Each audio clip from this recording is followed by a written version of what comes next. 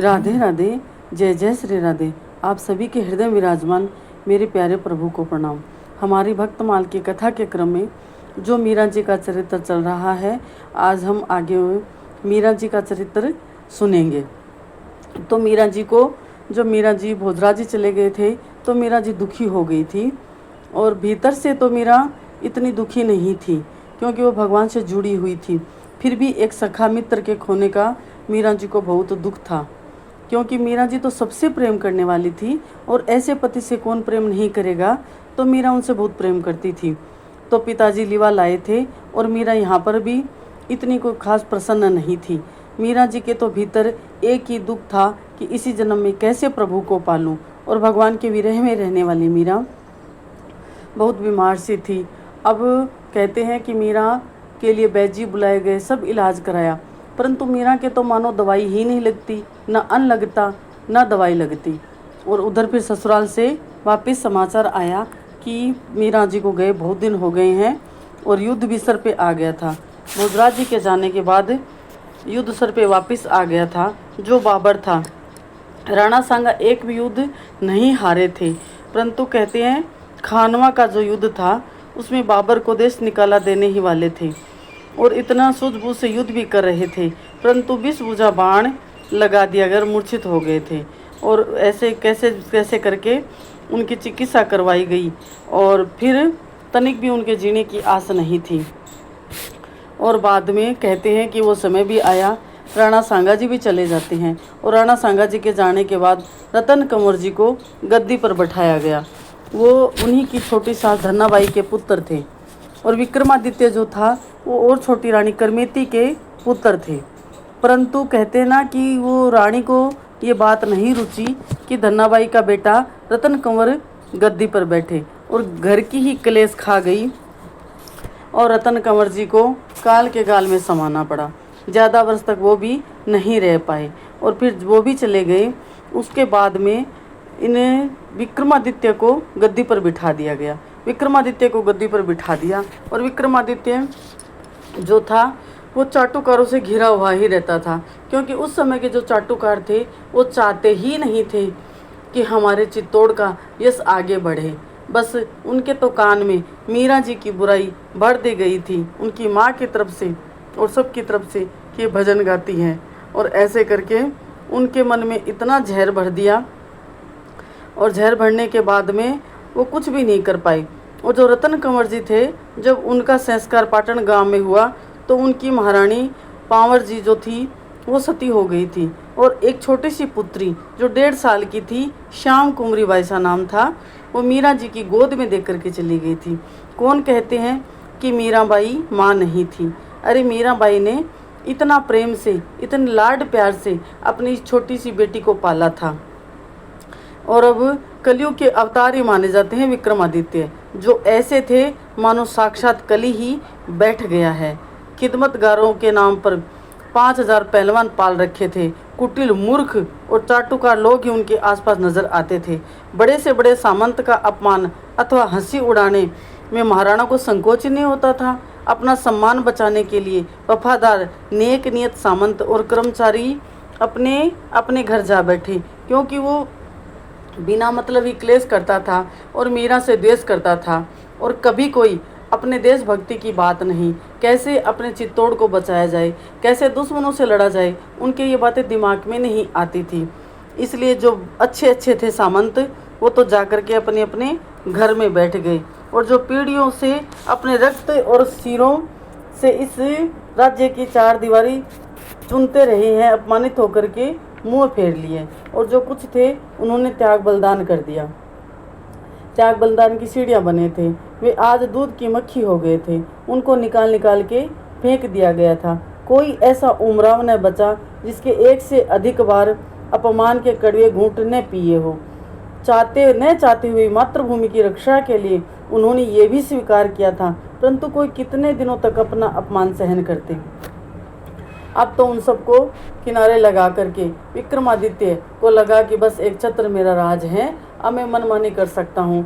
तो उन्होंने सबसे पहले उदय कुंवर बाई को बुला करके कहा कि जीजी और भाभी सम्हारी ने अर्ज कर दो कि अब ये नाचना गाना महलों में करने की कृपा ना करें, क्योंकि अब जो मंदिर बनाया हुआ है उसमें आने जाने वालों की भीड़ भी लगने लग गई है। तो अब मीरा जी को भाविसा को वहाँ पे जाकर के भजन भी नहीं गाना है, और बहू बेटियाँ और बाबू साहू के बीच में पधारती है और नाचती है। सिसोदिया के यहाँ ऐसा नहीं होता है। और वैसे देखा जाए तो मीरा ने कभी कोई ऐसा काम ही नहीं किया था कि मीरा पे उंगली उठाई जाए। मीरा भजन करती थी और अपने ठाकुर की ही सेवा में रहती थी। उन्हें किसी से कोई लेना देना था नहीं, कोई उनका दुश्मन, उनकी नज़र में उनका दुश्मन कोई नहीं था। पर मीरा सबको बिना मतलब ही दुश्मन सी लगती थी। अब मीरा करे भी तो क्या करें, और एड़ी चोटी का जोर लगाकर भी मीरा की भक्ति को वो नहीं रोक पाए। अब उन्होंने जाकर के उदय कुंवर बाई को बुलाया और बुला करके कहा कि जाकर कह दो अपनी भोजाइसा से कि पहले तो सब चला गया था, अब नहीं चलेगा। अब तो दादी राज और बाबूजी का हुक्म भी भारी पेट से ही कोई मानते हैं, उनका भी नहीं मानते हैं। और श्री जी तो इनसे बहुत रुष्ट है। जो बूढ़ी राधे सास थी, झूठ मूठ में कह दिया कि वो तो बहुत नाराज है। अब मीरा जी के पास उदय कुंवर बाई आती है और आकर के मीरा जी को समझाती है, बहुत समझाती है कि देखो पहले बात अलग थी, पहले बड़े वीर सा थे तो वो आपकी बात मानते थे, पता नहीं क्या जादू कर रखा था, तो उनको तो आपकी बात के अलावा कुछ सुहाता ही नहीं था। अगर कुछ कहते तो हंसी में टाल देते थे।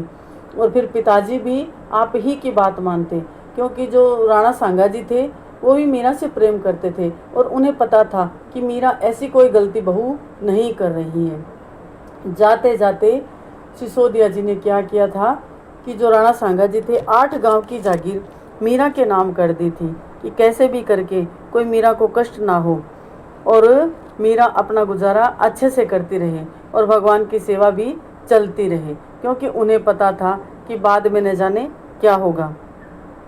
मीरा को बहुत समझाती है और बहुत कहती है कि अब तो आपको हमारी बात माननी ही पड़ेगी, अगर नहीं मानोगे तो ये ठीक नहीं रहेगा, क्योंकि आप नहीं जानते अब विक्रम बैठा है, जो विक्रमादित्य बैठा है ये किसी की नहीं सुनता है, और आपने नहीं सुना, बड़ों बड़ों को घर बिठा दिया है, आप तो चीज़ ही क्या हो। तो मीरा को बहुत बुरा लगा और मीरा ने कहा कि मैंने ऐसा क्या कर दिया, और ये तो छोटे हैं विक्रम, मैं कोई गलत काम नहीं कर रही हूँ।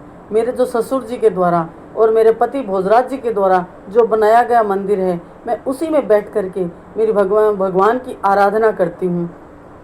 अगर भगवान की भक्ति आराधना करने से भी अगर राणा जी को कष्ट है तो वो उनकी खुद की मजबूरी है, ये मेरी मजबूरी नहीं है। तो उदय बाई ने कहा कि देखो भोजाइसा, अच्छे से मान जाओ, वरना तो भोजाइसा आप नहीं जानती है कि आपको यहाँ से निकाल दिया जाएगा।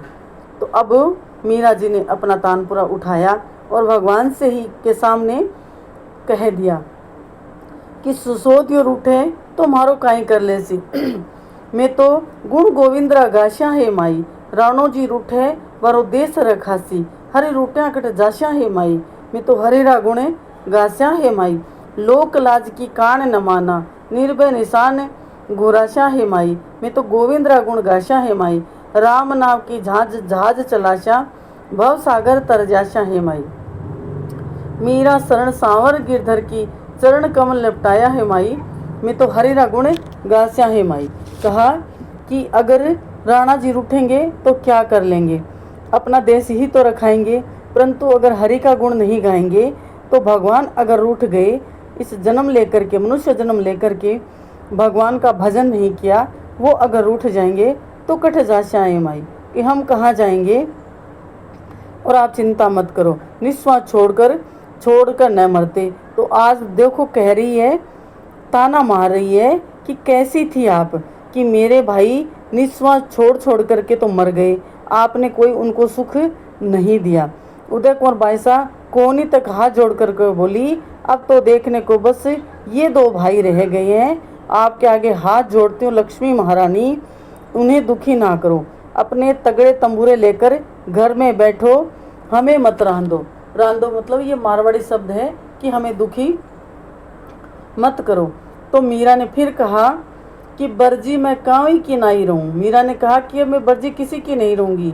सुन रे सखी, तुम चेतन हो के मन की बात कहूँ। कहा अरे आप मेरे ननसा हो सो तो हो, पर आप मेरी सखी भी हो, मैं मानती हूँ आपको, क्योंकि भोजराज जी आपसे बहुत प्रेम करते थे, आपके वीर साहब से बहुत प्रेम करते थे।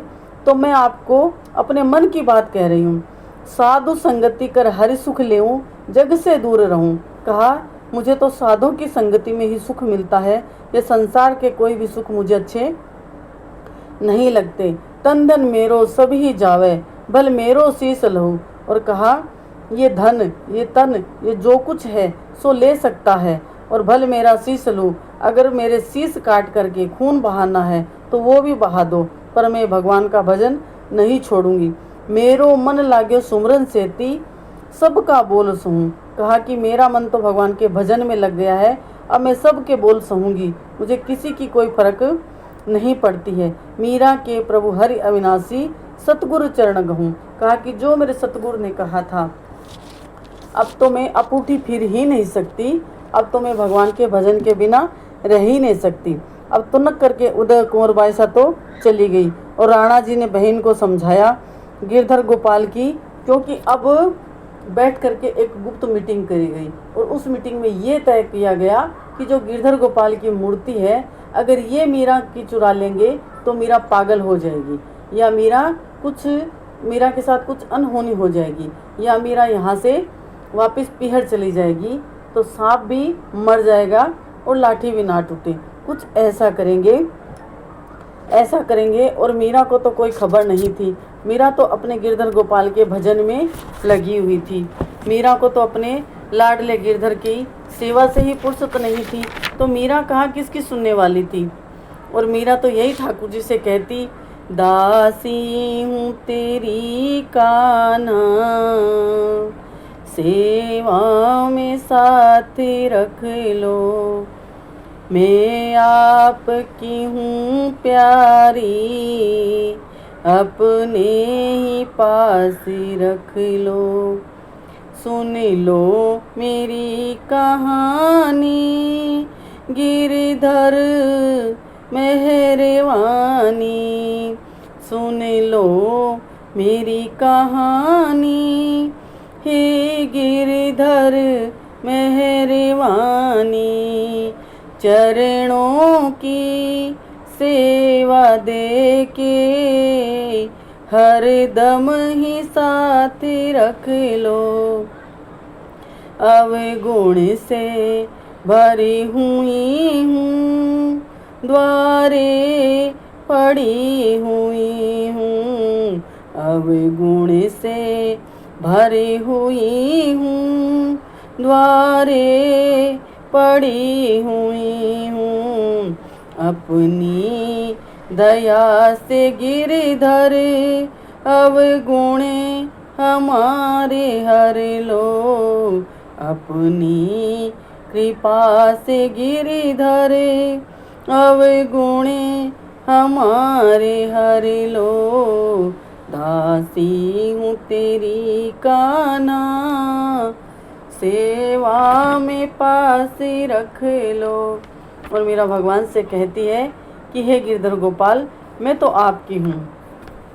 कान्हा मोहि न बिसारियो, चाहे लाख लोग मिल जाए, हमसे तुमको बहुत है, पर तुमसे हमको ना है। और मीरा रोने लग जाती है, और मन माणक गिरवी पड़ो, मन मोहन के पास, प्रेम ब्याज इतनो बड़ो, छूटन की नहीं आस।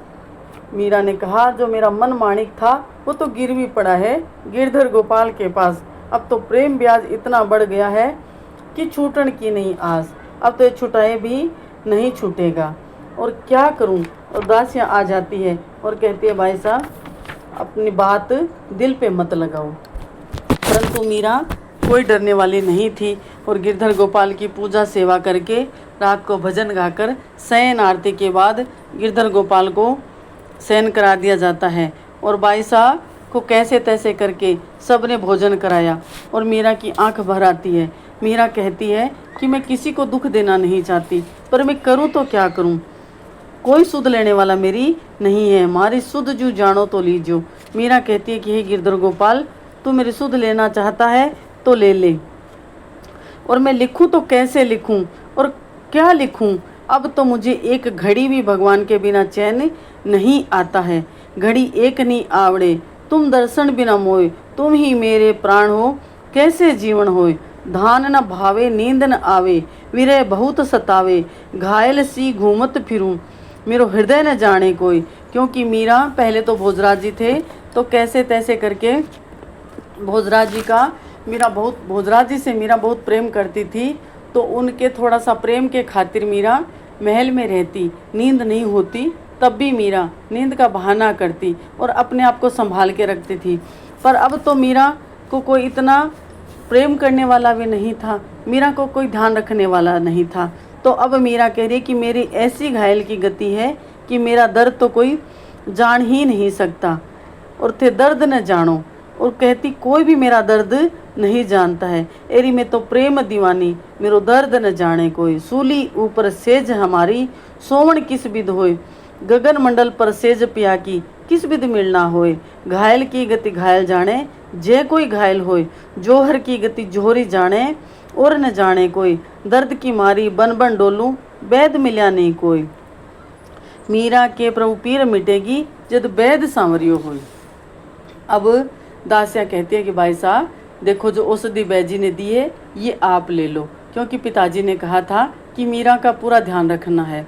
तो उन्होंने कहा कि वैद, ठाकुर जी खुद वैद बनकर आएंगे तभी मेरी पीर मिटेगी। और कह रही है कि मैं तो दर्द की मारी हूँ, मेरे दर्द तो है, मैं मानती हूँ। पिताजी कह रहे हैं कि मैं बीमार हूँ, मैं भी मानती हूँ कि मैं बीमार हूँ, मुझे भी बीमारी है, परंतु मुझे प्रेम रोग है, और इस प्रेम रोग की दवा मेरे गिरधर गोपाली हैं। जब तक वो नहीं मिलेंगे तब तक मैं ठीक नहीं हो सकती। और कोई मेरा दर्द कैसे समझ सकता है कि जो घायल होता है, इस दर्द से जो घायल है वही तो मेरी पीर समझेगा, दूसरा कोई मेरी पीर समझ ही नहीं सकता। करवट ले ले सेज टंटोलू, पिया नहीं मेरे साथ। पहले तो मीरा फिर भी कैसे तैसे करके नींद लेती थी, और अब तो मीरा बार बार जा कर के देखती है, अपनी सेज पर गिरधर को टंटोलती है और मन में विचार करती है कि आज जरूर मिलेंगे, आज जरूर मिलेंगे। सगली रैन मोई तड़पत बीती, सोच सोच जिया जात। और पूरी पूरी रात मीरा तड़प तड़प के ही बिता देती है कि आज का दिन गया, कल तो प्रभु जरूर आएंगे। मीरा के प्रभु गिरधर नागर, आण भयो प्रभात। और मीरा कहती है कि हे प्रभु, पूरी रात रो रो करके करवट बदल के काट दी, अब तो प्रभात होने को हो गया है, अब तो मैं उठती हूँ और पूजा सेवा में लगती हूँ। इस बहाने ही सही, आपकी मूर्ति के सामने ही सही, आप मूर्ति के रूप में मेरे सामने रहोगे। और मीरा बैठ जाती है गिरधर गोपाल के पास। तो मीरा अपना दर्द अपनी सखियों से बता रही है, परंतु मीरा के पास अब कोई साधन ही नहीं है। परंतु कहते हैं ना, जो अब दुख के संकट बादल बहुत घिर गए हैं, अब रोज़ मीरा पर एक नया अत्याचार होगा।